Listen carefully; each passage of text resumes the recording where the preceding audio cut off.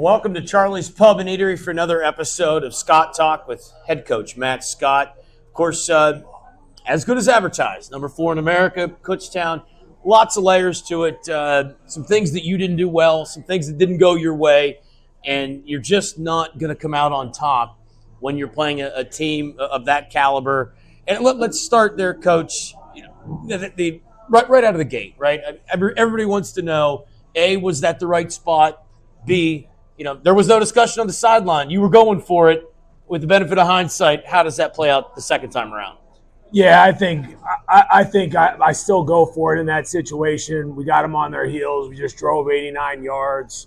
We have an opportunity to get out in front of these guys. I felt like they were definitely a little sluggish to start the game. We go 3 and out. We drive down 89 yards. I'm going to go for it every time in that situation. I think probably we'll talk about it later, but we talk about the one right before the half, maybe probably kick the field goal there, a chance to go and double up them with the possession and to start the second half.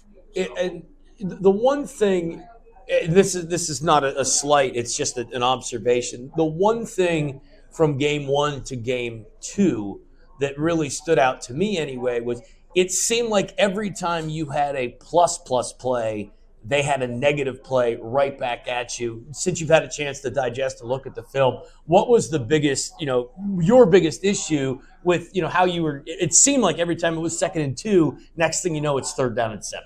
Yeah. We definitely, it's definitely a tale of 2 games where you play as well as you can in game 1 and you play pretty poorly in game 2. You let outside factors dictate how you execute. And then you just can't. You're not going to get away with that with a good football team. And every film you watch of them, they get. You drive down the field and then you start to shoot yourself in the foot. You make mistakes, or they get a sudden change and they come and they run a double move or they run some type of trick play. They take advantage of it when you're not locked in and focused in. And they did what great football teams do. And we just really struggled to overcome some of the mistakes that we made in the game. And, of course, the big thing is that they didn't really make any mistakes. You talk about, and you're going to see it again with KJ Rowley, another guy that feels like he's been around for 15 years. Obviously, Judd Novak just doesn't make any mistakes. It felt like in the first drive that you guys defensively either, maybe they were still sleeping, I don't know, but it just seemed like all of a sudden they got into their huddle and they were able to make some adjustments, and maybe we didn't respond as quickly enough, or they were just adjustments made that, scheme-wise, that, was maybe something that, obviously their veteran experience has played a big factor in. Yeah, I think the biggest thing that we look at, at least from a defensive standpoint, is that you saw our inexperience really get highlighted, especially at the linebacker position. It was definitely a lot of tough love in the meeting rooms today. Where, again, you're correcting the guys, you're patient with the guys, but there's also a sense of urgency that, hey, listen, when you do what we ask you to do and you fit this the right way, this is what happens. When we don't do it, all right, and I want to know why did you see it this way? Why did you not do it? Because I want them to be able to explain to me what maybe we need to do better from a coaching standpoint to get them to understand why it's important that they fit things the way they do. And we really, a lot of the stuff, it's almost like we were almost like mind blown. Like we're on the sideline going over like why are we leaning back this way with fast flow to the field, and why are we playing behind the blocks? And so it was definitely a tough day for the linebacker room. Not like everybody played super stellar, but that was probably the one glaring area at all 3 spots linebacker wise, just the inexperience and just critical errors and some big plays that Kutztown was able to take advantage of. Now, obviously, Kutztown very stout at both lines of scrimmage. That was certainly on display. In terms of your protections, they seem to always be able to push the pocket. For the most part, there was some movement at left tackle between Tommy and Jadon left guard going back and forth. But for the most part, what can you take from that evaluation now that you've had a chance to watch the film? Because obviously you're right back at it on Saturday with Bloomsburg. Yeah. I actually thought for the most part our offensive line did a decent job in protecting the quarterback. There was times, obviously, from a pressure standpoint, sometimes that pressure happens because maybe there's a misread. We're looking the wrong way and we're holding the ball. Maybe we're holding the ball a little bit too long. There was a couple times where they're running the tech stunt, tackle up and end around, where we struggled on that a few times. Crooms is definitely going to tell you that he didn't have his best day, pass pro in there a little bit. But I knew that to be expected because that was a great defensive line.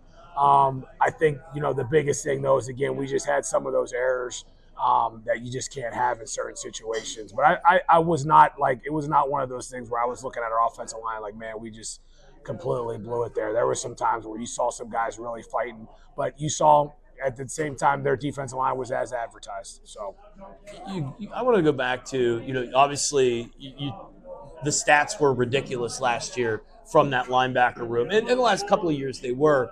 But obviously, Carlos and Vogan and Panucci didn't have a lot of time on the field. You said tough love. I thought I've never actually seen you yell at anybody, but how do you have that conversation? Because again, it's not like there's a bunch of 5-stars that are waiting. I mean, that's your best group right there. I mean, so how do you make sure that they take this as a positive moving forward? Well, the great thing was, again, from the film, was that there's enough clips of showing them what happens when they do it right. I mean, again, there's a lot of plays. I think probably one of the biggest things defensively was how we handled second and long. We were awful on second and long. A lot of second and 12, second and 19, second and 10, second and 8. And then we get into our pass drops and we lose our mind and we're not where we need to be and we're making day one mistakes. So there's definitely enough good things on tape to show them, hey, this is what happens when you do it this way. And we're going to keep riding with those guys. I mean, they're going to continue to get better and better.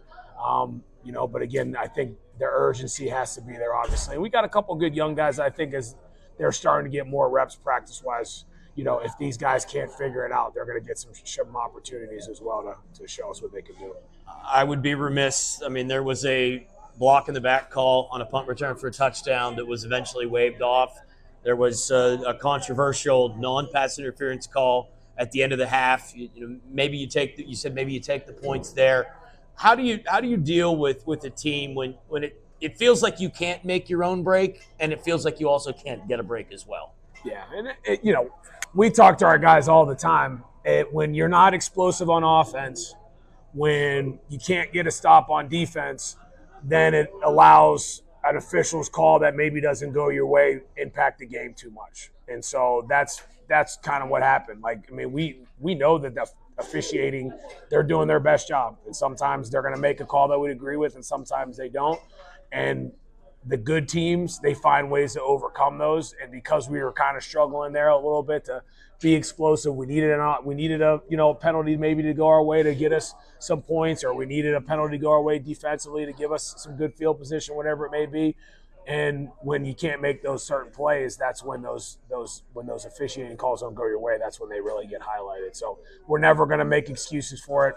It's always a struggle. To be able to battle through that. But, at the end of the day, we're never going to make an excuse for why the officials called to why we lost the game. So. Now, obviously, the outcome, 34, not what you wanted. That goes without saying. In terms of the coaching process, and you mentioned the young linebackers and whatnot, I'm going to go out on a limb and say Kutztown's probably not a 2-9 football team. I think they're probably going to win some games.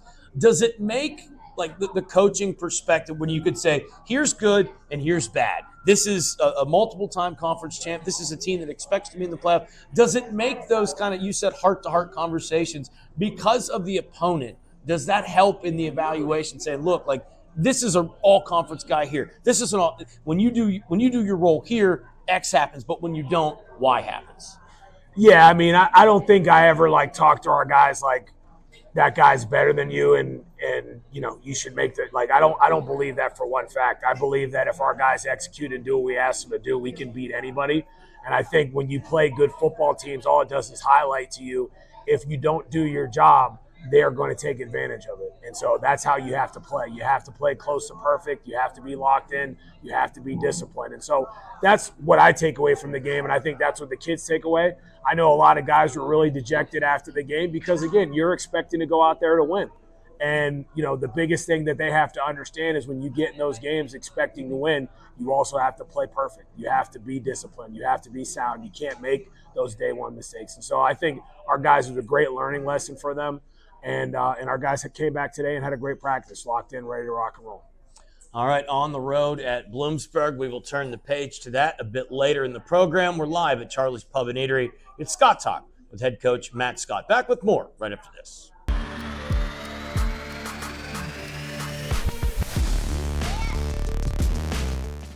Welcome back to Charlie's Pub and Eatery live, Route 99 just past the lake. It's Scott Talk with head coach Matt Scott. He will join us after a bit. Get you ready for the Bloomsburg Huskies. Joe Lodanosky here.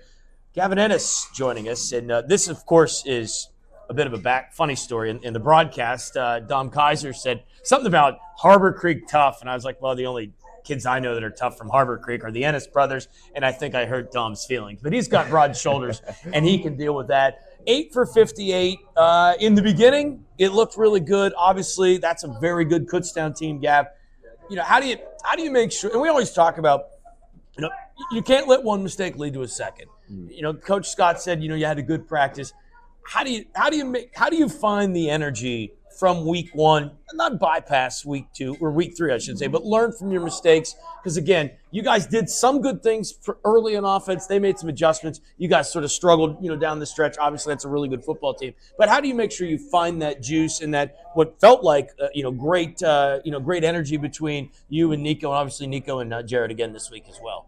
I think it just starts with looking internally at ourselves and at the team as a whole. I mean, all of us know we're great football players when we play together, and when we play as individuals, that separates us from the game plan, and we just got to come back and, rally ourselves up and come out, have a great practice today, and just keep stacking days, and then we'll eventually come back and just be like ourselves at Stroudsburg. The thing that was frustrating, we sort of talked about this, but I wanted to get your from a player perspective. It did feel like far too often 2nd and 2 turned into 3rd and 8, and how do you make sure that you get out of that funk? And then obviously you get out of that funk, and then a call that doesn't go your way doesn't compound on the fact that you've made some mistakes. What can you do as an individual, or what conversations have you had in your wide receiver meeting room to make sure that that's not going to be the case moving forward? Because it really did feel that every time we had a positive play, there was a negative play that immediately negated it. Yeah, I just think that starts with the little things like Coach Scott was saying. I mean, when we're at practice, getting to your yardages, getting to your depths, knowing the correct timing and everything like that, really it translates into the game. And when we're not having a good week of practice, we're not on our P's and Q's, that can lead into the game, and that's why some of those mistakes happen. But I think as we move forward with the year, and it's still pretty early in the year, we have time to correct those mistakes and mature from them and get better. Yeah, I mean, obviously, if last Saturday showed anything, is each week is going to be just regular PSAC football. Throw stuff up against the wall and sees what sticks. There was some wild outcomes, and what you might have thought about one team 2 weeks ago, you might not think about that now. But I did sort of want to go back to I had this conversation with Jarrett last week about the timing, and and it looks like you and Nico have been hanging out since the 7th grade. The same thing with Jared.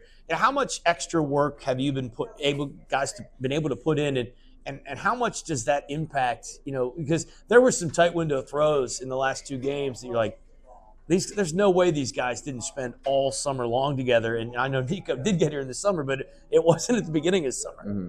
Yeah, I mean, in the summer, I'm texting Nico, he's texting me to work out, and we're just trying to get gelled together, glued together, figure out what we can do for our team, what we can do for our offense, and how we can win games together. But Nico's just a great guy, and just being around him, it really brings up the team, and he's got a great football mind. He helps me execute plays and helps me understand things that maybe I didn't understand before. So I really just give all props to Nico there. He's just a hell of a quarterback.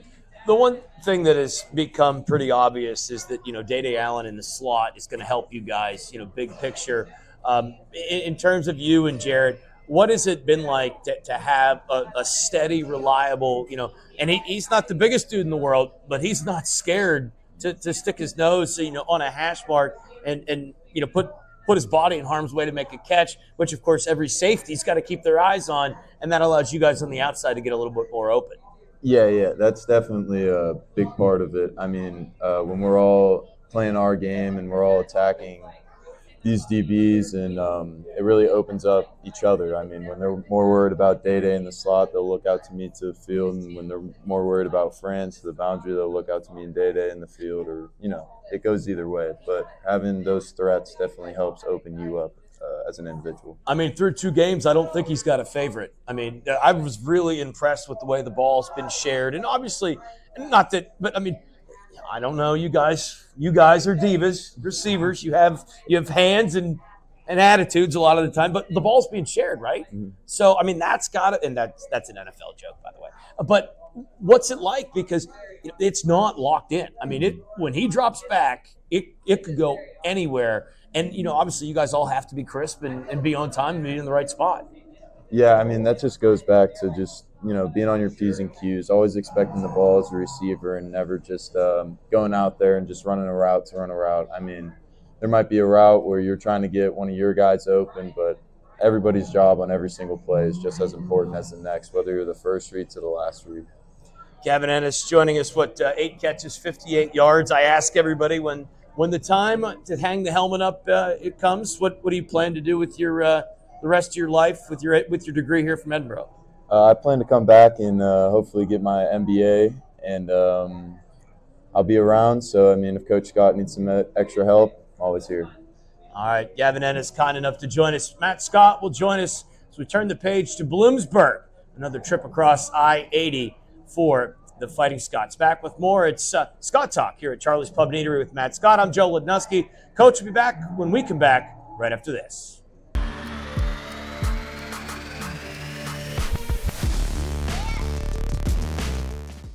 Welcome back to Charlie's Pub and Eatery. Joe Lodanosky alongside Matt Scott. It's Scott Talk with head coach Matt Scott. The Bloomsburg Huskies up next on the docket. Of course, Bloomsburg 0-2. Give up a lot of points, score a lot of points. Been in nail biters each and every week. A lot of folks last year really want to return the favor from that gut punch, the way that one ended here last year. I mentioned KJ Riley, a dude that feels like he's been there forever. Jerry Griffin Batchelor, big play guy. This is a game I think that anybody that was a part of the program last year in any way, shape, or form desperately wants to get back, just based on the way that one ended last year. Yeah. I mean, they're a great team. They've been in some tough games this year. Jerry's probably one of the better wide receivers that we've played so far this year, and they're going to try to get him the ball every which way they can. KJ, they got him kicking right now, so he's doing a little bit of everything. You can see his veteran savviness, and they're going to do a little bit of everything on offense. Defensively, they're trying to kind of figure it out a little bit. So you're going to see some pressure. You're going to see, some different looks that they're going to test us a little bit. So it's their home opener. They're going to be ready to rock and roll. It should be a great atmosphere on Saturday. Now, this is one where, there's probably no familiarity. Did New Haven ever play Bloomsburg? No. I'm trying to rack my brain. Did you ever cross paths? So this is kind of a new one for you, without really saying how the sausage is made. But how much different was this prep? Because you didn't have a notebook on like you did East Stroudsburg and New Haven, because I know you guys save all the film study for years. So how difficult's this one been? Yeah, I mean, for us defensively, we're going to be presented some triple option, which always makes things interesting. So they do a good job with it. They don't major in it, but they do enough of it that's going to make you have to work and prepare and have to talk about where your eyes and your keys need to be and how to go through, hey, who's the dive, who's the quarterback player, who's the pitch player. So we're going to definitely have to be ready for that and some of the interesting motions that come off it and how it can definitely cause a problem from a play action standpoint, who's capping what for verticals and things along those lines. So that's been our biggest concern so far as a defense. And they've got some really good – their slot backs are very good. And then obviously you got Jerry as well. They've scored a lot of points the last 2 weeks, so they're definitely an explosive offense, have the ability to make some big plays, and are going to test your rules and test your eyes and your keys. So anytime you face an offense like that, you definitely have to turn it up a little bit in the preparation. How much experience do you have with the triple option wing tee? I mean, I know over under how many times you can say backside contain this week, right? Yeah. I mean, it's a different animal. Yeah, when you were at New Haven, did you encounter it much? No, I mean, you'll see a little. I mean, the good thing is thankfully there are a lot more gun triple, which we see a little bit from our offense, and making sure you have your support players and you have your quarterback players and things like that. So it makes it a little bit easier. But then they'll start to get into, some of the old school wing tee-ish type stuff as well. So, the biggest thing for us is making sure that we know who our quarterback player is, tackling the dive, and doing a great job being top down in the back end, I think is going to be very important. Now, in terms of leverages, how much does it change for you and from your normal preparation? Because it is different. I mean, think about it, the academy's always beat. Anytime you get into that, Georgia Tech, how many upsets they had over there, just because you're not accustomed to seeing it. Yeah. I think the biggest thing though is making sure that you don't give the kids too much to prepare for. If you start trying to throw in all these special defenses to stop that in the beginning of the week, you're really going to struggle. So we've got a couple things that we're going to hang our hat on, and we've got a couple things if we got to hit the eject button. And we're going to roll into that and get really, really good at the simple things and let our kids play fast. Now, how strange is it? You talk about the responsibilities you take. You can tell Caden Spiegel, you could win us the game and not record a stat. You just need to maintain your level. You need to make sure that nobody gets. That's sort of a different approach because it is such a gap responsible, defense. If you get upfield, you're in trouble. Yeah, and I think probably the biggest thing I've told our guys is that if we do a great job in defending it and slowing it down and shutting it down, you're going to get them out of that, and then you're going to get them into, hey, they're going to throw the ball around a little bit. So now you've earned that right to rush the passer and get after them a little bit from that standpoint. So I think that's really been the biggest thing I've been hanging the kids' hats on. Is if I know this stuff's a pain in the butt, but if you want to get them out of it, we got to do a great job shutting it down and defending it. Two things have remained the same through 2 weeks. One in a win, one in a loss. What do you guys need to do to run the football more successfully? Yeah, I think we definitely have to find ways to get Bo involved a little bit. We got to find some ways to get some more motion and spread people out a little bit more horizontally to open up some of those gaps. We have to do a better job, back-wise of taking what teams give us and just get down and get vertical. And I'll take a 2-yard gain or a 3-yard gain over trying to bounce something out or being a little bit too patient on some things. So we got some stuff to clean up. It's definitely there. I think, it's definitely one of those things where, we just got to continue to keep putting our guys in the situations and ask them to do things that they're good at doing. And not trying to do too much, and we're gonna get there. I'm not worried about it at any stretch at all. So. Now you've had a win, a bye, and a loss. So you're in 3 weeks. Your coaching career is all covered in one. So in terms of where your staff's at, where your team's at, evaluation wise, how pleased are you with where you are on September 15th or 17th or whatever today's date is? Now in your year number one. Yeah, I mean, again, I told the kids today, listen, obviously we don't go out to lose games. We go out there to win football games. We expect to win. We expected to play a lot better on Saturday than we did, but we also just came out and are 1-1 versus the top 2 teams in the East. Okay, and so now we have an opportunity to play Bloomsburg, who's in the same boat as us, trying to take the next step as a program. Got to give the people what they want. 3 reasons you win, 3 reasons you lose. Yeah.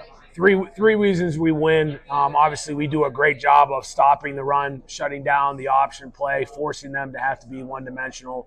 I know KJ's still a great passer, but I feel a lot better about some of the things that we can do if we have to force them in a game to play catch-up and not able to get into the option stuff and be two-dimensional from a run-pass standpoint. Obviously, our biggest thing is being able to run the football. You know, if we rush the ball for over 125 yards, I feel like we have an opportunity to really win the game. It's going to open up the pass game for us. It's going to allow our wide receivers or our quarterback to have a little bit more time and be explosive. And we've got to come out and we've got to win the turnover battle. You know, we lost the turnover battle last week. We gave up too many explosive plays. So if we can do a better job handling the explosive plays and not turnovers, again, there's no everybody here. I mean, they want to say coach talk, but it's really truly a recipe for success. You do a great job in the critical situations. You don't turn the football over. You run the football. You don't give up explosive plays. You're always going to have an opportunity to win the game. And if you look at game 1 to game 2, who won the explosive play battle, who won the turnover battle, who was great in the critical situations, that was the team that won. So we've got to stick to that. We've got to believe in that. We've got to buy into that. We've got to do an excellent job in that. If we do it, we'll give our shot a great chance to win on Saturday. 1 o'clock airtime on the Fighting Scots Radio Network, presented by ErieInjury.com. 2 o'clock kick. Don Kaiser and I will have the call for you there. Coach Scott, I appreciate the time as always. Thank you. Go Burrow. All right. Until next time, thanks to everybody here at Charlie's Pub and Eatery, Route 99, just past the lake. We'll talk to you on the radio on Saturday.